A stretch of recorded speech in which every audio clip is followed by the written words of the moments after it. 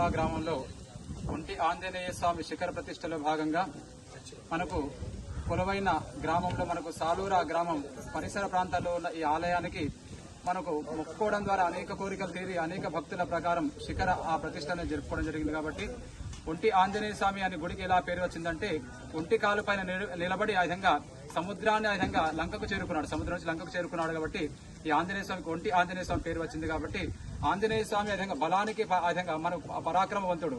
కాబట్టి మనం ఏం దండం పెట్టుకున్నా గానీ చక్కటి బలాలను మనకు ఇస్తూ ధర్మానికి సూచిక ఆయనకు.